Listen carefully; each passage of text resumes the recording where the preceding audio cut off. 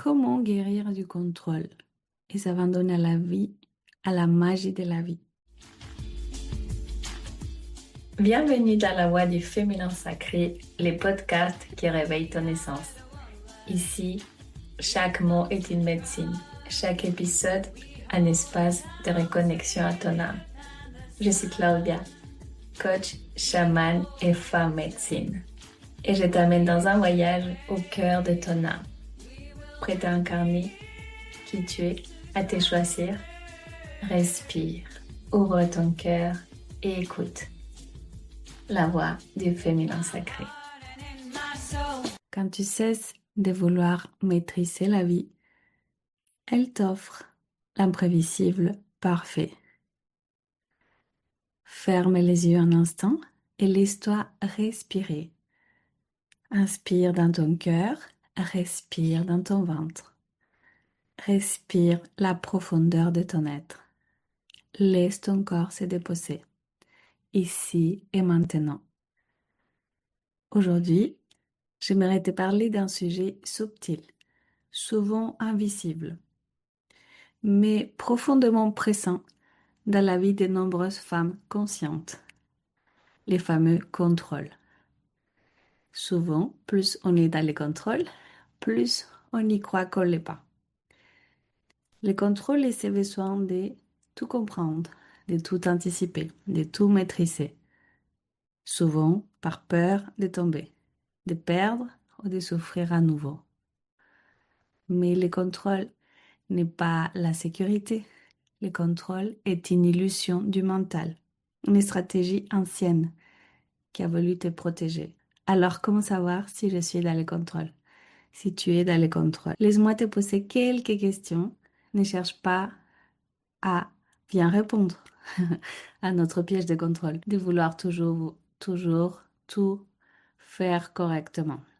Écoute simplement les questions, écoute ce qui résonne en toi et sois honnête envers toi, envers la vie. On va poser l'intention que toutes les réponses qui vont venir à travers mes questions viennent depuis ton âme, depuis ton cœur et non pas de ton mental et non pas depuis ton ego. On va demander à ton ego et à ton mental de se mettre au service de ton âme pour cet exercice. Allons-y. Est-ce que tu as du mal à déléguer, même quand tu es fatigué? Alors, déléguer, ça peut être à la maison, avec ta famille, au travail. Ça peut être vraiment dans tous les contextes de ta vie. Quand on entend le mot déléguer, on pense automatiquement à la vie professionnelle. Mais aussi, on peut déléguer des tâches ménagères, par exemple. Alors, est-ce que tu as du mal à déléguer même quand tu es fatigué? Et surtout parce que tu crois que les autres ne font pas aussi bien que toi, ne sont pas aussi efficaces que toi. Question numéro 2. Est-ce que tu te sens tendu quand les choses ne se passent pas comme prévu, pas comme tu aurais souhaité qu'elles se passent? Est-ce que tu ressens le besoin, question numéro 3, est-ce que tu ressens le besoin de tout expliquer, de tout justifier, de tout analyser? Par exemple, si tu es en retard quelque part, tu as cet besoin profond, viscéral, d'expliquer pourquoi tu es en retard, qu'est-ce qui s'est passé sur la route, de te justifier, d'analyser, etc. Question numéro 4. Est-ce que tu anticipes souvent les pires au cas où ça se passerait mal? Question numéro 5. Est-ce que tu as du mal à faire confiance à la vie, aux autres, ou parfois même à toi-même? Et là, en commençant cet épisode, je pense à une cliente elle souffre vraiment de contrôle excessif. Et je vais rajouter une sixième question parce que cette personne, elle me fait penser beaucoup à ce sujet.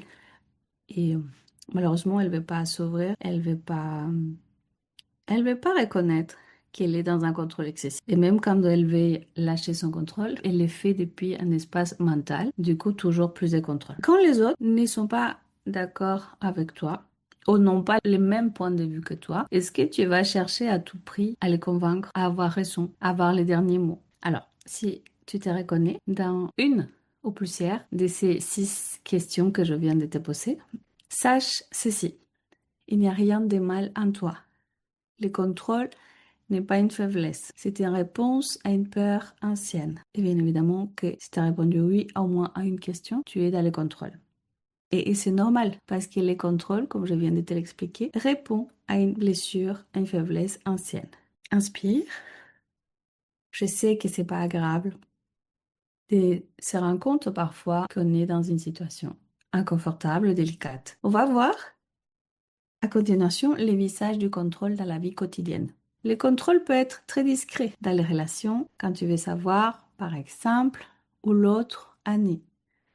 Quand tu attends des réponses immédiates à des messages, quand ton cœur se crispe dans l'attente, dans le travail ou la mission de vie, quand tu forces les résultats, quand tu te compares, quand tu compares ton chemin personnel ou professionnel à celui des autres, quand tu crois par exemple que tout doit reposer sur toi, que tu es indispensable, irremplaçable. Et sache que le contrôle se présente même à niveau spirituel. Par exemple, quand tu veux guérir, vite tout guérir, tout faire.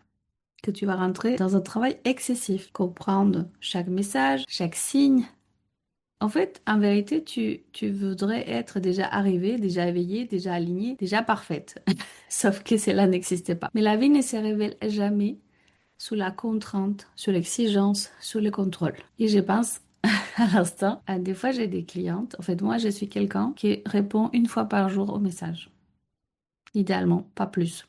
Tout ce qui est téléphone, les réseaux, les messages, c'est vraiment anxiogène et j'ai horreur de recevoir des notifications toute la journée. Et bien évidemment, quand on a beaucoup de clients, c'est ce qui arrive. Et parfois, j'ai une cliente qui va m'écrire aujourd'hui à 15 heures et bien évidemment, je ne veux pas répondre. Soit avant demain matin ou avant demain 15 heures. Et parfois, il y a des clientes qui commencent à envoyer un, deux, trois des messages. Je me sens un peu harcelée. Et ça, c'est clairement les contrôles. Aussi, les clientes qui veulent tout savoir, tout connaître et qui vont comparer son chapitre 1 au chapitre 30 de ma vie ou de celle des nôtres. Et quand je leur explique, par exemple, qu'il faut du temps et surtout du temps pas pour acquérir quelque chose, pas pour atteindre une excellence. Le temps, en vérité, n'existait pas d'un point de vue spirituel, mais j'ai compris que ce temps, il le faut surtout pour acquérir cette sagesse, pour avoir ces processus d'intégration. Libérer, en réalité, on peut libérer très vite, dans quelques mois. C'est ce que je préconise dans mon programme Eclosia, c'est que les femmes, elles guérissent en 3 mois. Mais guérir ne suffit pas pour être déjà aligné, éveillé. En fait, c'est ensuite, qu'est-ce que j'en fais de cette guérison? Comment est-ce que je l'intègre dans ma vie, dans mon quotidien? Quel est le niveau de sagesse, de conscience qui me permet de voir les choses autrement, qui me permet aussi de comprendre que quelque part, tout est juste parfait dans ma vie. Que quoi qu'il arrive, d'agréable, de désagréable, de bon, de moins bon, c'est que je vais soin en tant qu'âme, en tant qu'être de lumière, d'expérimenter cela dans une condition humaine, terrestre, duel, difficile parfois. Je vais soin de ça pour pouvoir évoluer, pour pouvoir par exemple faire l'expérience du pardon, de l'amour, pour pouvoir comprendre par exemple tout simplement que les autres ne me veulent pas du mal. Quand je pense que les autres me veulent du mal, c'est un niveau de conscience qui est bas, qui est un niveau de conscience d'être dans l'ego. En réalité, les autres ne te veulent pas du mal. Ils font du mieux qu'ils peuvent avec les niveaux de conscience, les outils, la sagesse, avec ce que leurs blessures et conditionnements, malheureusement, leur permettent de concevoir, de voir, de comprendre. Et c'est rare, comme on avait une discussion avec une très bonne amie avec qui on collabore, et c'est une des seules rares femmes avec qui je peux parler en toute transparence, avec qui il n'y a pas de compétition ni de concurrence, il n'y a que de l'admiration pour l'autre. On est deux femmes différentes, complémentaires, qui s'admirent, qui se respectent, qui se soutiennent. Mais il n'y a pas cette guerre d'ego de savoir qui est meilleur que l'autre. Parce qu'au final, on est unique. On s'en fout d'être meilleur que quelqu'un d'autre. La seule personne avec qui tu dois te comparer, c'est toi-même. Et en fait, c'est rare de pouvoir trouver des personnes avec qui on se sent à l'aise, de dire ce qu'on en pense, avec qui on peut être soi-même. Parce que malheureusement, quand on a beaucoup de lumière, beaucoup de conscience, beaucoup de sagesse, quoi que tu dises, quoi que tu fasses, l'autre, il va malheureusement le prendre comme quelque chose de personnel. Il va faire une affaire personnelle. Par exemple, si je dis quelque chose, si je pose une question, parfois certaines clientes elles vont dire, waouh, si elle me dit ça, c'est parce que alors je n'ai pas compris ça, j'ai pas fait ça bien, c'est parce que je dois être comme ci, comme ça. Et là, on rentre dans un cercle vicieux, malheureusement, qui est le cercle du contrôle. Donc, mon invitation aujourd'hui, c'est de te montrer simplement que le contrôle peut être très discret, qui peut être dans tes relations, dans ton travail, même dans sa mission de vie ou d'âme, même à niveau spirituel. En fait, l'ego, il se trouve dans tous les endroits où tu as de la relation à l'autre, dans ton couple, avec tes enfants, avec ta famille. Parfois, il y a des personnes tellement contrôlantes qui te laissent même pas respirer. Et vouloir aussi tout anticiper. Par exemple, on est à Halloween et vouloir déjà savoir qu'est-ce que tu veux pour Noël, qu'est-ce que tu... Ça, c'est un contrôle aussi. C'est parce que quelque part, la personne qui est comme ça la rassure de tout connaître, de tout savoir, de tout anticiper. Et je me dis souvent, mais ok, c'est normal de vouloir anticiper un minimum les choses. C'est ce que j'essaye de faire également. Ça me met la pression, surtout maintenant que je suis enceinte. Mais à quoi ça sert de tout anticiper à l'avance? On ne sait pas où on va être dans 3 mois, dans 6 mois. Et parfois, c'est vraiment très anxiogène. Mais pas pour la personne qui va faire cette pression, ces contrôles, surtout pour les personnes qui sont autour, pour la famille, les enfants. Bon, j'espère que mon message est clair, que ça t'apporte, que ça te fait comprendre un petit peu. Et attention, tout ce que je dis là, c'est sans aucun jugement. S'il y a quelqu'un qui a été dans les contrôles obsessifs, excessifs, c'était moi. Il y a quelques années, j'avais tellement peur de me retrouver en insécurité, abandonnée, seule, qu'en fait j'anticipais tout.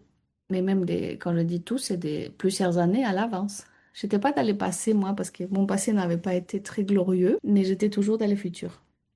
Qu'est-ce qu'on va faire à l'été, au printemps? Vraiment, vraiment tout anticiper. Un des sujets qui était le plus dur pour moi à lâcher, mais qui m'a vraiment permis d'évoluer, de pouvoir faire un saut quantique, de pouvoir acquérir un niveau de conscience supérieur, a été justement ce travail du contrôle, qui a été difficile et douloureux parce que je voulais pas perdre pied. Parce que je me disais, si je lâche, qu'est-ce qui va se passer? Qu'est-ce qui va arriver? Comment je vais m'en sortir? Tout va tourner mal. C'était que la peur qui me maîtrisait, qui me guidait.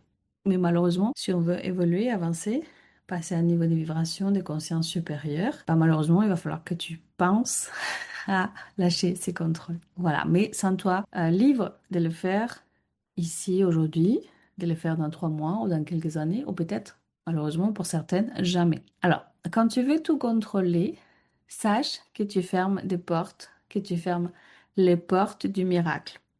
Pourquoi? Parce que tu bloques la circulation du divin, de l'intelligence de ton âme. Et pourtant, c'est quand tu lâches prise que l'univers agit pour toi. Parce que la vie ne se contrôle pas. Elle se danse, elle s'écoute, elle se respire, elle s'honore. Par exemple, j'ai eu beaucoup de mal à enregistrer ces chapitres des podcasts. J'ai essayé au moins 3, 4 fois et ça venait pas. Et je voulais pas. J'avais toujours mieux à faire. En réalité, j'étais très, très fatiguée. Et je n'ai pas insisté parce que je me suis dit, c'est pas le moment. Si je le fais dans une condition qui n'est pas optimale, si je le fais pas dans l'énergie, dans la joie, ça va se ressentir dans ma voix. Ça va être un épisode fade. Peut-être, voilà, c'est pas le moment et c'est comme ça.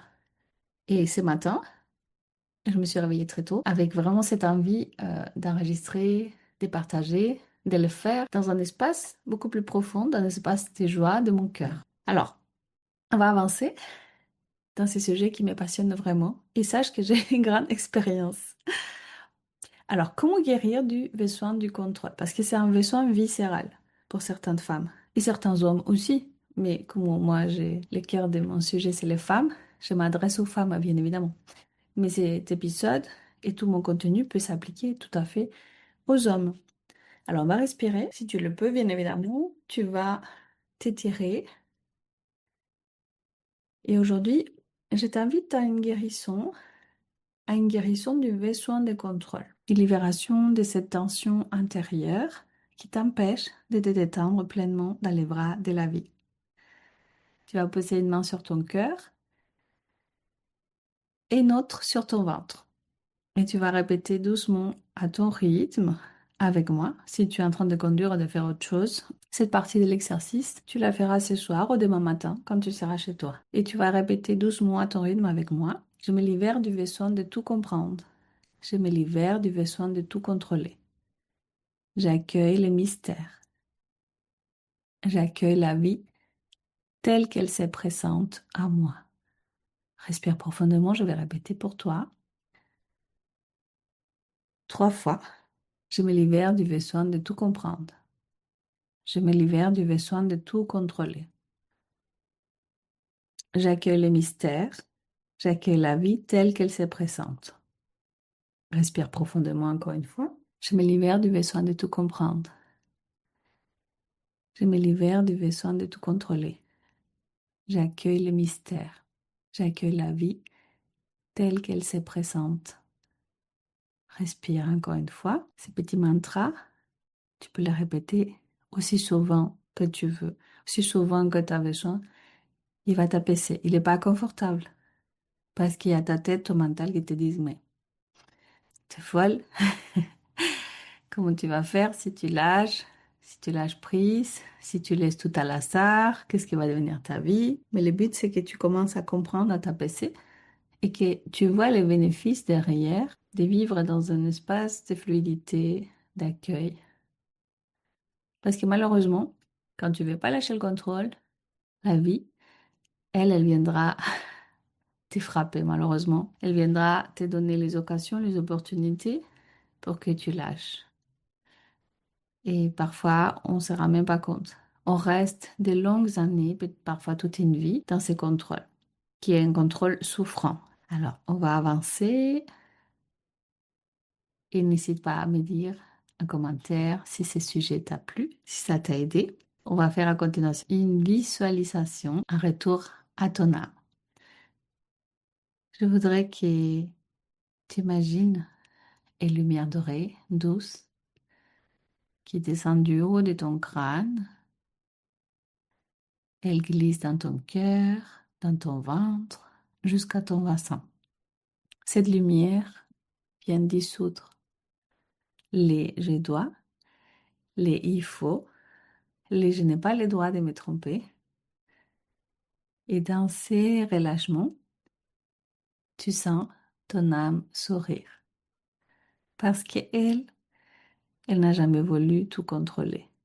Elle voulait simplement que tu ressentes, que tu vives, que tu sois là pleinement.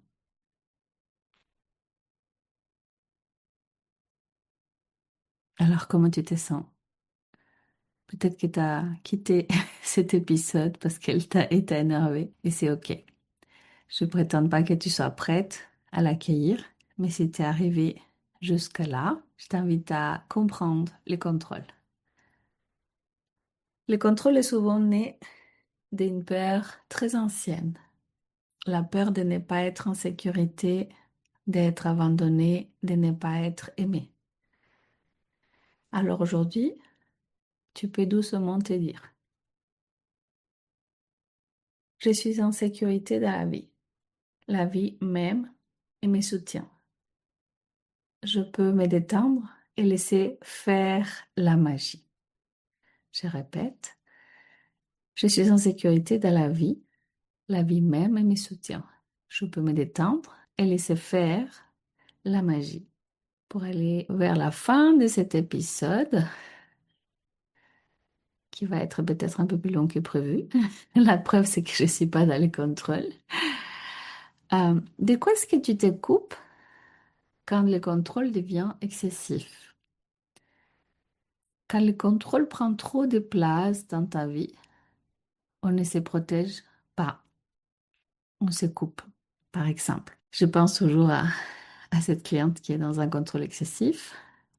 Elle a l'impression de choisir sa vie, de se protéger, mais sauf qu'elle ne se rend pas compte qu'elle est coupée de toute relation humaine. Elle n'a presque pas d'amis. Et lorsqu'elle commence à sociabiliser avec certaines personnes, malheureusement, ces personnes, elles s'éloignent parce qu'elle veut toujours tout contrôler et tous nous contrôler. Elle a même voulu contrôler qui j'étais, ma manière de travailler. Et bien évidemment, aujourd'hui, j'ai la capacité suffisante pour mettre des limites, pour dire non et pour accueillir ses demandes, mais pas céder. Pas changer ma manière d'être ni de travailler. Donc, au fait, cette personne, elle voit quasiment personne.